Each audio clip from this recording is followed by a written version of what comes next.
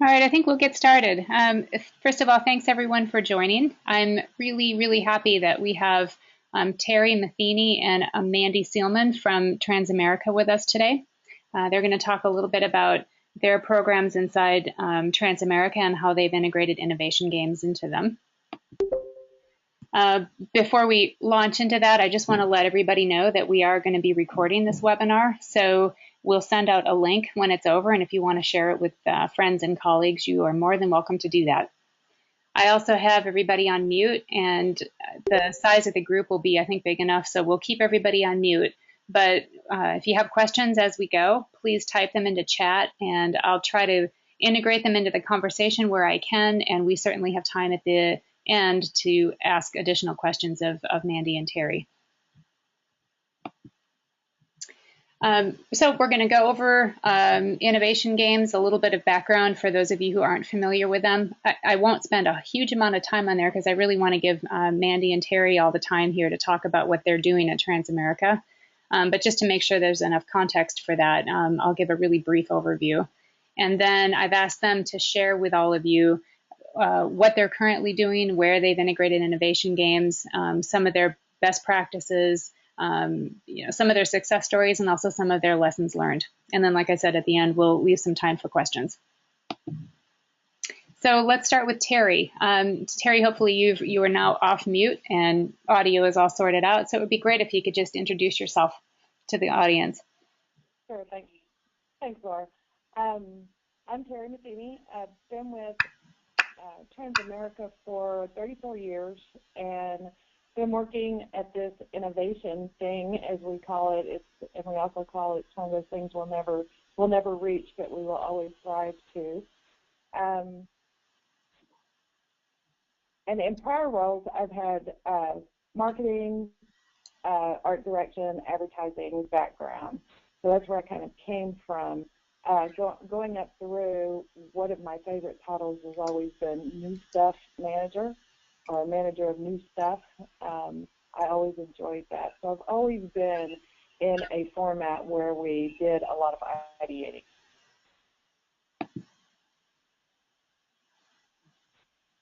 Terry, did we lose you? No. Okay, good. I keep accidentally hitting my mute button. I'm gonna not use my phone. Yeah, I've had a couple people see if you could speak up just a little bit louder. So I don't know if you have to talk closer to the microphone, but. Sure. So how we came to use innovation games, they were actually introduced to me 2 or 3 years ago. I don't remember, Laura. Can you remember, what, 3 years ago? I think it's 3 years ago. Yeah, it's been a while. Yeah, it has been. So the first demo I actually had was a total, it was a train wreck by my technology standards because I was on my iPad, and back then you couldn't use an iPad, and so I couldn't even view the first demo that they gave us. But they were kind enough to repeat it whenever I was close to a computer. I think some of those glitches have been worked out now, but yeah, that was kind of my first experience. Yeah, I remember we've come that. A long way from that. Yeah, we've come a long way, and I knew that there was something to this. And whenever we got to the point in our culture shift, we really needed some tools. And innovation games was the first thing that came to my mind. And so I went back in and asked them to kind of partner with us and help us introduce the games to the entire division within Transamerica. Yeah, I think that's what I think is really interesting in terms of looking at innovation games as tools for all of your folks inside your division. So I know you're planning on talking about that as we go, but I think that part of your story is going to be interesting to the folks on the call. Right, we do. Just about all the areas within our division are in some way touching it. Whether it's relationship building, container building, or ideating, or product building, they're touching it in some way. So I will talk about that a lot. All right. Well, then I'll switch over to Mandy. And Mandy, yeah, make sure that you speak up again as well. I don't know what the internet gremlins are up to today, but it seems like all the things I've been doing today have been on the quiet side. So I'll shout and we'll all shout. Okay. Sounds good. Thanks, Laura. I'm Mandy Seelman. I am Innovation Manager here at Transamerica, and I actually come from the commercial real estate industry in Chicago. So my background is primarily construction and marketing and project management, business development. I joined Transamerica about a year and a half ago, and I started in the marketing department there, and I've been working with Terry since October of last year. So I discovered innovation games through Terry, and was pretty much my introduction was we play games here, and we need to figure out how to play games with the areas, and a lot of times when we ideate, we use these games. You need to learn the games, and I want you to be my queen of online facilitation. So that was really my introduction to innovation games, and once I met with the folks at Conteneo a couple of times, I really started to understand it and see some application for Transamerica, and in dealing with different groups, I've seen the need for it, and it's been really fun utilizing the games as a tool with our team. Yeah, I seem to remember that initially you were like, "What? What are these games, and how are they going to help me?" Yeah, I think you had a healthy. And then it was like once I got it, they were saying like, "Oh, she just took the IV up, and now she's like all about innovation games." Well, it's what's great about Mandy. Yeah, what's great about Mandy and Terry and I already had this this connection going through how great games can be. What was really fantastic about Mandy is that she's not shy to share skepticism, and she asked some fantastic questions, and she was really quick to say, okay, I need this to be connected into the business, so show me this. And she has turned into one of the most amazing facilitators that we work with, just completely fearless to tackle online facilitation and support all of her groups. And we have such great feedback about Mandy and how she's really has become the queen of online. So Terry, you predicted it, and Mandy stepped up to it so quickly, so it's been really fun to work with you both. She certainly did. Yep. Thanks, Laura. So they're going to, obviously Terry and Mandy are going to share quite a bit about their how they use the games and how they've helped the organization adopt them. But I thought just as a really quick background, just on who Conteneo is and what do we mean by serious games and innovation games for business. We as a company produce games that are delivered both online and in person. And, we are pretty agnostic about which one is better, because it really is more a function of where are your people and what objective do you have and what problem are you trying to solve. And sometimes using an in-person kind of forum is actually, preferred. If you have people who are all sitting together in a room, sometimes the low-tech way of running innovation games or serious games in general really fits the scenario better. And in fact, the first time that Terry and I had the chance to work together, that's exactly how they experienced them. Terry, do you remember that when we did the first kind of in-person session of innovation games? I do. Mm-hmm. And well received though from the start. Yeah, it's a way to have problem solving and kind of understanding the space that you're in. Have high energy, and I think because people have rules to the games that they're playing, and they have clearly understood objectives, and it helps people start to work through the business goals, I think, faster and with more confidence, because they're given a framework within which to work. So online games or in-person games certainly have a place, but what we heard from customers years ago was, of course, in-person games don't scale. And so what we really wanted to build were platforms that allowed for people in distributed locations and for groups that are just too big to get together in person to be able to, achieve the same kind of collaboration objectives and be able to do it online. So both Terry and Mandy facilitate both in person and online, and they're a great team to be able to talk about the pros and cons of both and how they decide, which medium might be better for which kind of group and which kind of objective. So innovation games is really where their strength lies, and that's the one we're going to be focusing on. But just so that the audience knows, we also have a platform called Nosy and another platform called Common Ground for Action, which we just launched with the Kettering Foundation about 6 weeks ago now. And so we will be having webinars that focus on the other platforms, but this one really is focused on innovation games. The ideas to action framework is something that I just wanted to put up here because it's something that both Mandy and Terry find really helpful when working with various teams who are learning how to leverage innovation games. And so and these are things you can certainly find on our website as well, but the games are organized into categories that tend to be stronger in these three areas. So some of the games are very strong on the ideation, the very open-ended kind of thinking, and their whole objective is to help groups of people generate lots of ideas. And in that kind of middle phase, where organizations need to take a lot of good ideas and to provide them context in the business, this is that shaping or sense-making phase. There are specific games that are focused in this phase. And then the prioritization, that's that step right before action can be taken. So the objective that we have in developing these games is to help teams of people move through this process of ideation to prioritization to actually being able to take action as efficiently as they can. And so, sometimes the reasons that people are adopting games is they actually do have a speed or performance objective. Things may be taking too long, and they're hoping that the use of innovation games will speed things up. And other times, it just may be that there are certain parts of this that teams and companies struggle with. And I think both Mandy and Terry have examples of that, where there are teams and there are times when people have a lot of ideas, but they can't take them past that. They kind of get stuck in the idea phase. So that's just to provide some context that the games that we develop fit into all these different areas, and they help people move from very early idea generation all the way through to being able to take action against ideas.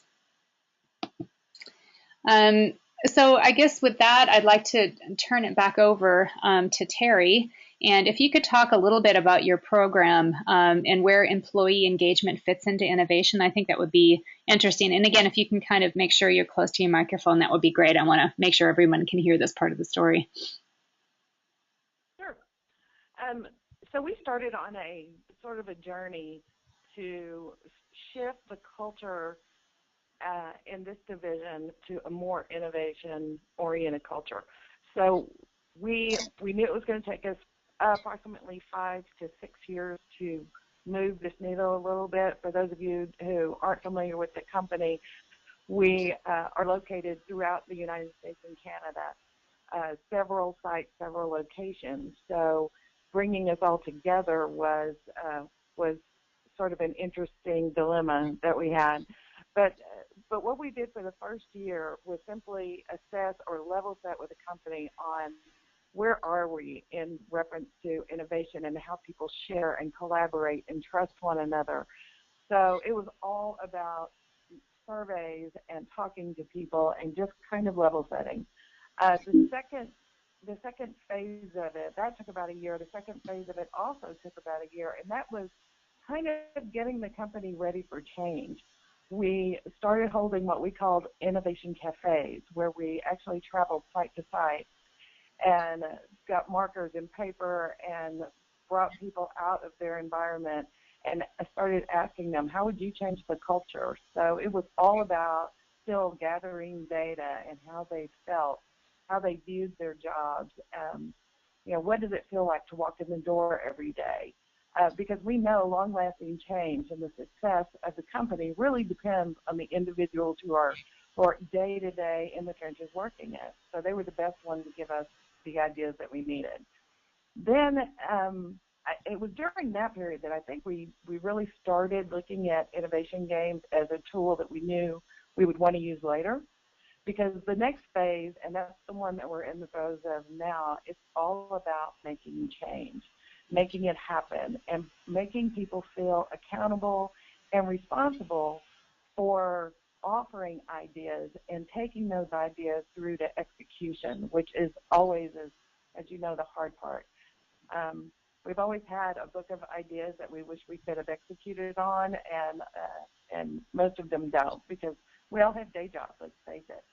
So we were looking for a way that we could quickly get those ideas and thoughts out on paper and learn from the individuals who are doing it every day. And that's what games kind of brought to us. To kind of close the loop on that, the last step is sort of sustainability and how do we keep this momentum going? And the only way to do that is to continue to provide the tools and the knowledge to keep it going and keep it moving. So we want to sustain this culture of innovation, but the only way we can do it is by creating the environment that allows it to happen. So one of the things that we have is, I believe, John, you said it, and that was be the change that you want to see. So that's where we're going with this. And we did, so the first thing we did whenever we wanted to introduce innovation games, and I have to tell you the actual ideas to action framework that Laura was referring to on the last slide, we have a Transamerica branded innovation process. It's complex and it's very long. And I find myself falling back on this one whenever I'm talking to individuals about what we're about to do, whenever we're setting up an engagement where we're going to play games. So we come out with the ideas. Would you mind switching back to the other slide? Yeah, sure. That shows your ideas to action. Even on an engagement level, the first thing we do is sort of discover, who in the room knows what can they bring to the table, and then what ideas they can throw out, and then how can they shape or build those ideas. And then we actually take them all the way through more games where we start prioritizing the ideas. We either do that in one sitting or more. So it's really kind of an interesting process. And Laura wasn't kidding about the energy in the room that these games have brought us. They are the groups. Well, for example, I was told just today that one girl had to go home and clean out her closet to come down off of the energy high that she had from the session we had. So I don't know about you, but I don't clean out. Oh, that's so funny. To me, that's a lot. Of course, I went home and collapsed because I facilitated this. So, Right, facilitating is a different kind of energy than presenting, or being participating in it. But that's great. Right. So anyway, so as we walk through sort of this journey of building this culture of innovation, we wanted to start introducing tools. So it was like the question was, how do you do that? So what we did is we partnered with Conteneo, who came in and helped us train some of our key sites around the country. And we started with 3 and pulled 25 sort of innovation ambassador type people, plus key individuals out of other areas that we knew were influencers. And we brought them out. We trained them for a couple of days on how to facilitate games. Mandy became literally the key support person for these individuals. Conteneo was always there, had her back, but people reached out to Mandy just almost hourly to help me set up a game and that sort of thing. Mandy will talk a little bit more about specifically what games they play for what, but it was a very interesting process. Yeah, I feel like Mandy needs a new title. Mandy should almost be the chief game officer now at Transamerica. She's become such an expert. I can dig on that. That is a great idea. So as we continued on, I think people are actually finding more and more ways to play games and reasons to play games because they certainly fit, for us, they fit in different scenarios from product builds all the way through relationship building and bonding or kicking teams off, that kind of thing. So yeah, maybe I'll talk about that. Yeah, I mean, I know, Mandy, you probably have some of those stories too, but I know that from a planning perspective, I see more going on. It's probably happening at Transamerica too, but we certainly see a lot of games being used early on in projects to just kick off that planning process as well as the work along the way. Right. It has been. And we still get the people who throw a look at us whenever we say we're going to play games at a meeting. and that's always fun to see how that changes whenever you walk out of the room from playing games. I'm old school. I still like to facilitate and play games in room. Mandy has been incredibly successful, and I have too on the online game. I think there's a place for both, and it really is key to know, number one, what you're trying to solve whenever you walk in the room, and number two, it's did you set that up correctly? Did you link the games together so you'll walk out with what you wanted to walk out with, or whenever you signed off on that game, are you truly going to get that download that you're looking for? So the pre-work is critical. It's very important, and Conteneo was good at kind of teaching us how to do that. And then we're continuing to push that out to all areas of this division, and it's even starting to spread beyond this division out into Transamerica at large. So hopefully they're getting a lot out of it. I think they are. But yeah. And, go ahead. I'm sorry? No, I didn't mean to interrupt you. Go ahead. Okay. So through what we've done so far, it has really caused a buzz around the company. People are starting to call us, and we have 4 more training sessions at 4 different sites that we need to plan sometime between now and probably mid-2015. So I think it's been a big win for all of us, Conteneo and Transamerica. So yeah. I do believe that the organization is trying to tell us something here. I'm not quite sure. I think it is. I know where you wanted me to go, and I do think that this tool is kind of giving them the how do I get there message. So we're still looking for tools. This is one tool that will be in our arsenal for a long time, but it's been a very big success for us. Is there anything else you want me to cover, Nora? Well, there might end up being some things that you can. Yeah, I mean, I'm sure there'll be other things you can add, certainly at question time as well. But I think that's what kind of how I think about our relationship is that, Transamerica has a very sophisticated way of coming up with product ideas and seeing them through to the revenue side. And obviously, you've been doing it for a long time. But what I think is so fascinating and what I think is fantastic is that you really opened up that you're trying to demystify that for everybody in the organization and really leverage all of your employees. So I think this partnership between us, which is, you're making this something that's not some, too hard to understand process, and you're giving your employees tools. So I like that phrase, we're the how. You're giving them a how to do it, and your teams have really just, have been they've impressed us, right? They've really taken this on and have taken what maybe felt like risks in the beginning, and they're just becoming so good at it. So it's been really fun to work with you guys on this. Thank you. It's been a great experience with you too. So maybe, I guess I will hand it over and let Mandy do her. Yeah, so Mandy, I think what you're going to do is tell us a little bit about, now that you're the chief game officer there, talk to us a little bit about how you've been supporting various groups and maybe some of their success stories as well as some of the lessons learned. Sure. So like Terry was mentioning, after we rolled these out to the different locations, I became a support person, and it really was every single day, all day. People were coming to me, I have a problem, I want to play a game, what do you think about this? I think my question's this, how do I play prune the product tree? And just, it was like going from what is a game to slammed with games. And it was awesome because my days were filled with games, which I would prefer.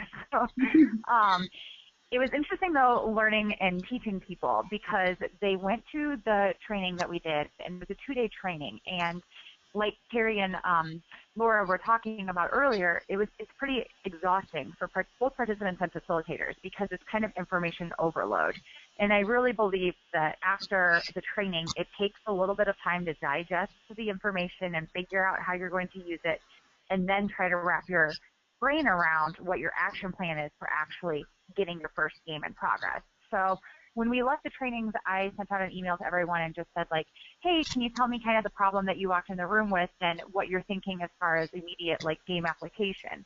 And so I kind of created a list of people from that, and then I would just follow up with them and ask them, like, if they facilitated a game or what they were stuck with, and continued with that. So I was able to create a lot of relationships across the country with people that in teams that I didn't even know existed within Transamerica, names I'd never heard before. So that was a really fun experience. Learning to, like, differentiate between whether an online game or an in-person game would be best was a little easier than I expected, because a lot of people had time frame issues, or they had people in different locations. So it automatically went to, like, more of an online game would be better for them. I mean, even within me and Terry. Terry's in Plano, Texas, and I'm in Cedar Rapids, Iowa. So, like, the virtual aspect of online games was a natural fit for Transamerica. What we didn't really expect was how motivating and positive it would be and how hungry the organization was for this. People just really, like, I felt like after they got the initial push and took their first plunge into doing an online game, they were like loose cannons on doing games on their own. But it really took just a little, like, hand-holding before that. I'm going to just interject there. Go ahead. Yeah, because I think what you just said is really kind of key, and we've learned it too, and certainly you've experienced it, which is it's like there's this tipping point, and if you stop before the tipping point, you may not get the traction that you hope to have. And yet, if you push people to just facilitate their first game, to be a producer and to facilitate it, it's like that's the nudge that people seem to need.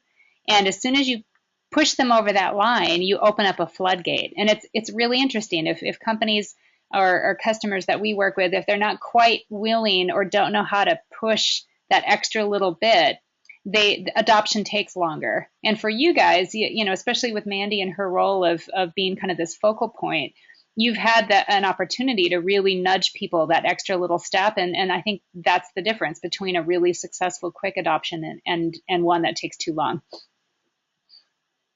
Yeah, and so to carry on with that, Laura, like I've been calling that jump starting people, and I've been like, they'll be like, I don't know how to do this, or they're in an online game, right, and they're confused on how to set it up, or they don't know what making a party is, and they're confused on how to invite people. So I'll just have them screen share with me and then walk them through a screen share where I'm literally just watching them do it, but they need that little security blanket to know that they're doing it right. Yeah. So, and then I'll always do a dry run with them too. I've created a pretty solid script that I use for online games, and I'll send that to people, and I have like highlighted fields where I'll say, like, for a sailboat or for the product tree, you just swap out the item that you're using and the game name that you're calling it, right, and just make it more tailored to you. But this is a really good, like, skeleton to use. So that's really been, I think, crucial to helping people get confidence and feel empowered to do these games on their own. What was really a fun success story about online games is I'm on a survey action team for Transamerica within my own team, and it's headed by a girl in HR, and she was very, very hesitant. I don't know how to, I don't know what we're going to get from this or the output expected, and what if we have IT problems? And she just was very nervous about it. And we started playing the game, and I gave her the script, and she was using it. And I think we were playing Sailboat, and she's like, okay, let's start with the anchors. And she asked the question, and everyone grabbed an anchor that was playing the game and started typing and chatting. And we had an audio bridge on the call, and she was like, oh my gosh, this is amazing. Mandy, do you see how everyone's participating? Holy cow, is all this data being captured? This is amazing. This is just so great. And I was like, yes, this is what I'm talking about. So, it was just super cool to be on the call and in the game hearing a reaction like that from someone that I knew was initially a little bit hesitant towards it. So that was a really fun experience that I had. Another place that I've seen application for online games within our company that's really had a lot of success is at IT teams and agile teams. I've gotten a lot of feedback from people that they both use them for planning and retrospective, and that they are getting feedback on retrospectives that are typically 4 hours, where there's a couple key people that aren't really saying anything, and now they're like the biggest online users and contributors to the game for their retrospective. So that's been really positive as well. To me, the biggest benefit or advantage of an online game is how easy it is to set up, like once you've done it and then gotten over that initial hub. And it's also like, I love to take a screenshot of the game when I'm done and send it to the team that did that, because I feel like they really feel accomplished seeing what they've done. They love showing people their tree. And then I instantly download the spreadsheet, and going through that data, I as a facilitator, I go through and see like how when I reached out to someone or prompted them to say something, it affected behavior in the game. And from a participant standpoint, when you're looking at that data, you can really see everything that like you were missing when you were just thinking about what to contribute. So that's kind of the online game side. For in-person games, they've been very, very positive. We've been requested to facilitate a lot of in-person games, and actually, Terry and I just came off of a 3-day engagement in Plano last week doing 6 in-person games. And some of them we played were Remember the Future, Product Tree, and Sailboat. We had 2 very different teams in the room in Plano, and we were able to get them all on the same page, speaking the same language, and moving forward in a positive direction. To me, what's one of the most powerful things about in-person games is I've been in games where, or even in engagements where you start the session and you see arms crossed and just like skepticism written all over their faces. And by the end of the engagement, like they're hugging and saying they're going to IM each other later, and they're going out for supper on their own at the end of the engagement. So for me, that's really a rewarding experience. I think the games is a simple way to break down barriers. I facilitated a couple for a team, and we played Sailboat, and we cut the anchors and then ideated using Product Tree. And at the end of the 2-hour engagement, a girl looked at me and said, "Why did I just tell you all that information?" And I was like, because if I would have asked you, like, what's wrong with, like, why aren't you productive at work, you would have, like, been like, I am. What are you talking about? But when I tell you, like, let's play a game called Sailboat, and let's think about things that are, like, you know, and you phrase it in a simple metaphor, like, you understand that, and you give me so much more than me just asking the question. So that was kind of a funny moment for me, facilitating an in-person game. Yeah, so she surprised herself with how insightful she was then, huh? Yeah, because I think afterwards she looked at the board and was like, why did I tell her all that stuff? But the thing was, it was like not just her, right? It was 8 other people in the room that were contributing to the conversation. And that's the typical reaction that Terry and I have been getting. I mean, at the end of our 3-day session last week in Plano, people step back and they look at the room and are like, whoa, we just worked really hard. This is amazing output. And it's really like a phenomenal epiphany that people have, and it's really cool to watch them react in that way. Yeah, that phrase is kind of key for us, you know, and it's so exciting to hear that it's happening to you too, because we hear that a lot when we're facilitating events for our clients as well. People will say, I cannot believe how much work we accomplished in such a short amount of time. And that is rewarding. Mm-hmm. Yeah. Yeah, I would add to that you're getting data and input from people who normally sit in a room and don't give, they don't project, they don't, you know, they're either shy. Online games help them so much come out of that, but even in-person games, I'm seeing it work with them also. Yeah, that's been really cool. I do have a pro and a con for in-person games, Laura. So my pro is that it's like it really helps increase team productivity and collaboration. Team building is like completely fostered and empowerment in the room. Like Terry and Laura were speaking about earlier, like the energy level in the room is contagious. It just increases throughout the day, and it's very indescribable feeling, because it's amazing how simple a game can get that energy level generated. The biggest con, I think, is the intimidation level of the coordination that goes into doing an in-person game. Because I think it's kind of intimidating for some people to be like, oh my gosh, I have to schedule a room, I have to get the supplies, I have to do the downloads manually. So in that regard, it can kind of seem intimidating.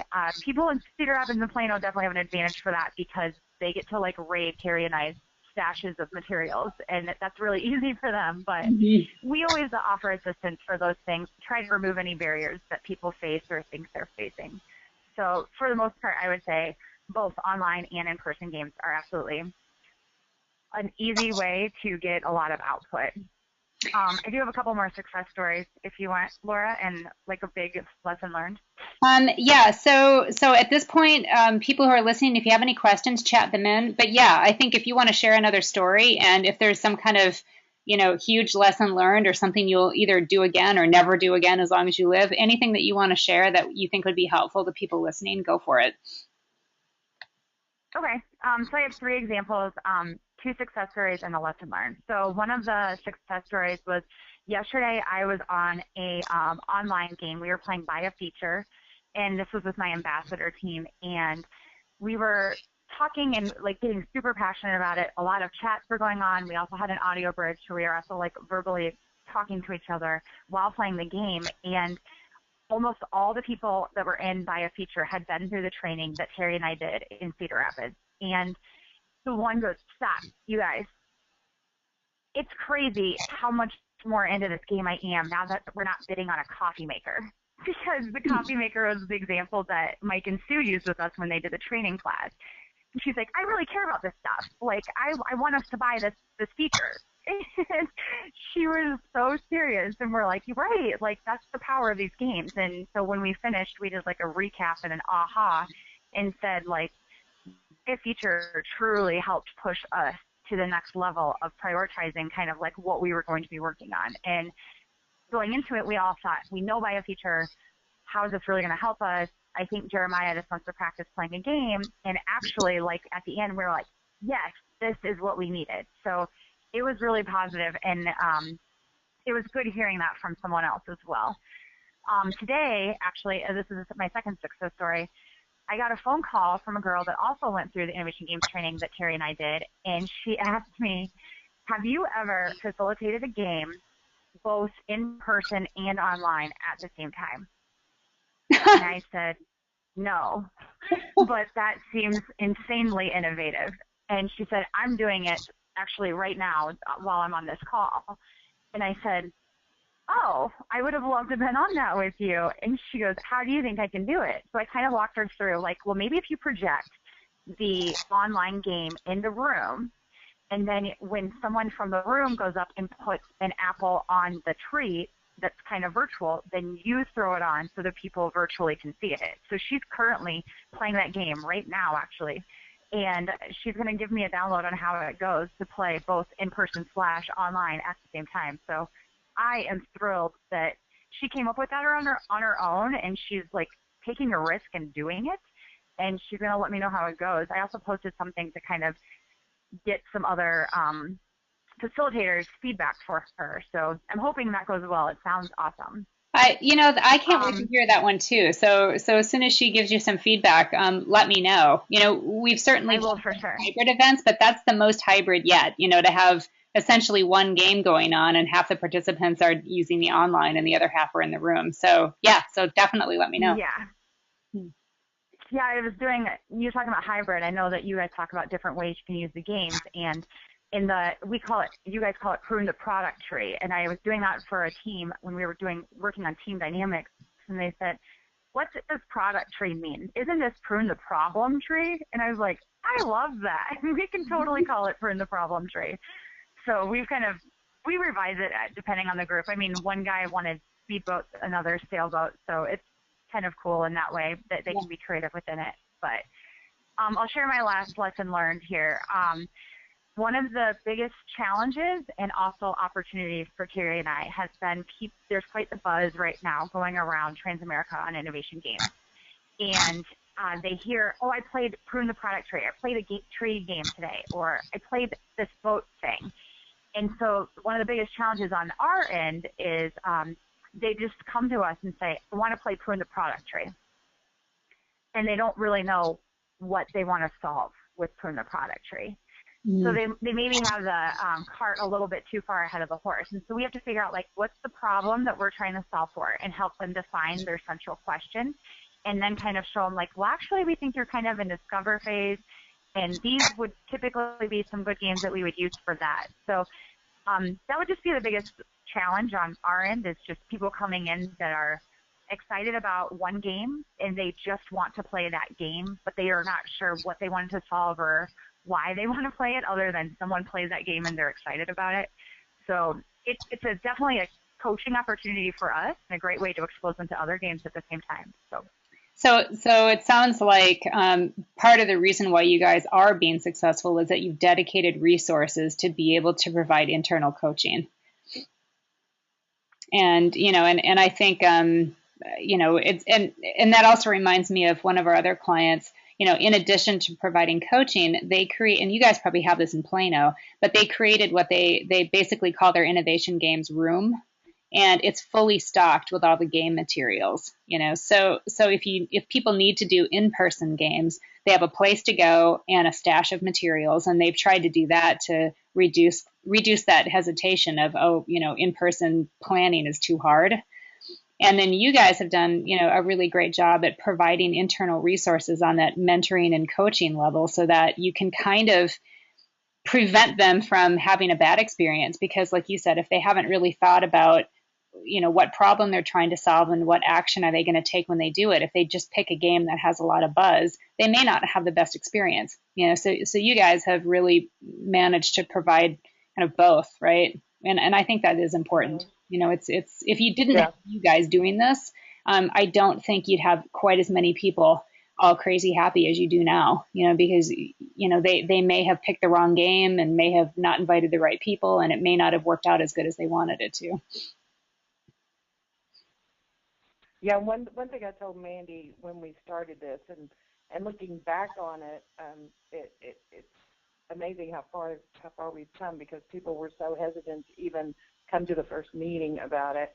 And I told Mandy in the beginning, when people tell me, hey, you should try games, then I'll know that it went viral. And yeah, and I see people playing games that I don't even know who they are. And that actually happened 2 weeks ago.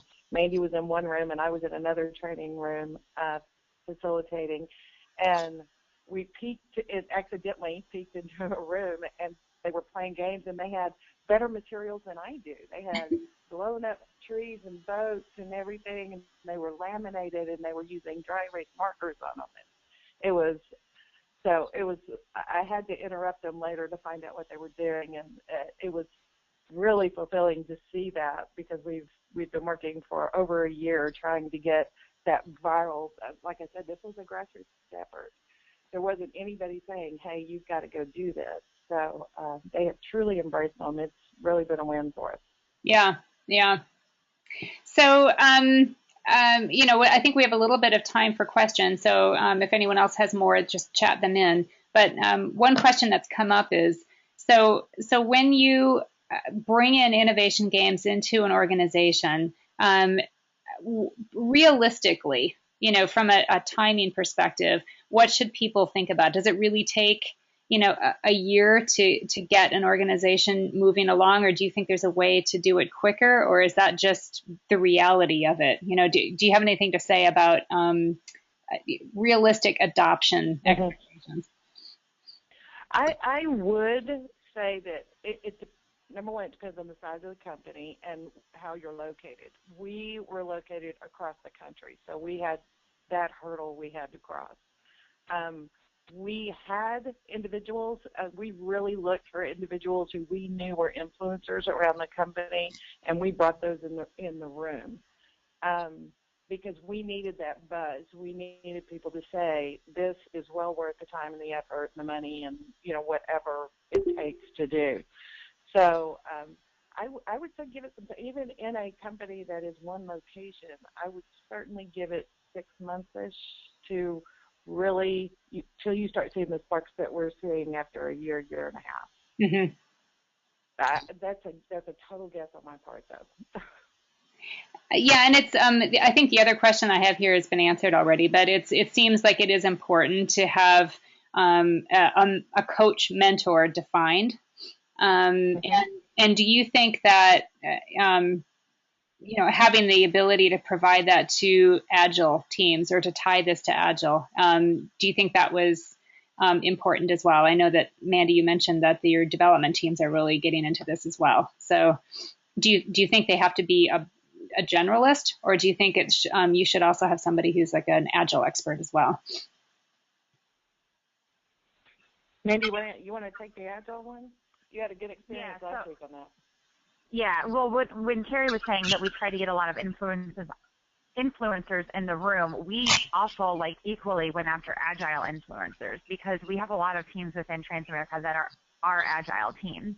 And so I can think of about 5 individuals that went through the training that are big in the Agile world. In fact, one created an Agile community here, outside of Transamerica, just for the Eastern Iowa area. Mm-hmm. He's that big of an Agile influencer. We put him through the training and a couple other key people in Agile in the training. And I would say Agile is just as hungry for innovation games as the rest of our organization. In fact, I hear those people using it more. Mm-hmm. And when Laura showed us the, help me, Laura, the community games that other people have created for Agile users, and I've exposed our Agile teams to them, they have skyrocketed on things that have to do with Agile. And I don't operate in an Agile team. I've done the Agile training, mm-hmm. so I understand enough to speak Agile, but the Agile users are big fans of innovation games, and mm-hmm. we had a handful of them in the room last week in Plano. Excellent. Well, that's all the questions that have come up. So I think, as we, as you guys talked, a lot of them have already been covered just in the stories that you've told. So I think we can kind of bring this to a close. I just want to thank everyone for attending. It's great that we have so many people who are interested in this. And of course, Mandy and Terry, I've said it a couple of times, you guys are such a pleasure to work with. And thank you so much for your willingness to step up and kind of share your stories with folks listening. So thank you for the time that you've given us. Thank you, Laura. Thank you, Laura. So everyone have a great rest of your day, and we'll hope to see you in another webinar coming up soon.